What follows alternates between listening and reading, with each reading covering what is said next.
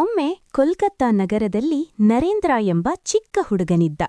ಅವನ ಕಣ್ಣುಗಳು ಸದಾ ಕುತೂಹಲದಿಂದ ಮಿನುಗುತ್ತಿದ್ದವು. ಪುಸ್ತಕಗಳ ನಡುವೆ ಕುಳಿತುಕೊಂಡು ಅವನು ದೊಡ್ಡ ಪ್ರಶ್ನೆಗಳನ್ನು ಕೇಳುತ್ತಿದ್ದ. ಸತ್ಯ ಏನು? ದೇವರು ಯಾರು? ನರೇಂದ್ರ ದೊಡ್ಡವನಾಗುತ್ತಿದ್ದಂತೆ ಅವನ ಮನಸ್ಸಿಗೆ ಶಾಂತಿ ಸಿಗಲಿಲ್ಲ. ಆಗ ಅವನು ಒಂದು ದಿನ ರಾಮಕೃಷ್ಣ ಪರಮಹಂಸರು ಎಂಬ ಸೌಮ್ಯ ಗುರೂರನ್ನು ಭೇಟಿಯಾದ. ಗುರೂರು ನಗುತ್ತಲೇ ಹೇಳಿದರು, ನೀನು ಹುಡುಕುತ್ತಿರುವ ಉತ್ತರ ನಿನ್ನೊಳಗೇ ಇದೆ. ಆ ಮಾತು ನರೇಂದ್ರನ ಹೃದಯದಲ್ಲಿ ಬೆಳಕನ್ನು ಹೊತ್ತಿಸಿತು. ಕಾಲ ಕಳೆದಂತೆ ನರೇಂದ್ರ ಸ್ವಾಮಿ ವಿವೇಕಾನಂದನಾಗಿ ರೂಪಾಂತರಗೊಂಡ. ಕೇಸರಿ ವಸ್ತ್ರ ಧರಿಸಿ, ಕಣ್ಣುಗಳಲ್ಲಿ ಧೈರ್ಯ, ಹೃದಯದಲ್ಲಿ ಕರುಣೆ. ಅವನು ಭಾರತದೆಲ್ಲೆಡೆ ಸಂಚರಿಸಿ ಬಡವರ ನೋವನ್ನು ಕಂಡು ಮಾನವನ ಸೇವೆಯೇ ದೇವರ ಸೇವೆ ಎಂದು ನಂಬಿದ. ಒಂದು ದಿನ ದೂರದ ಶಿಕಾಗೋ ನಗರದಲ್ಲಿ ಮಹಾಸಭೆ.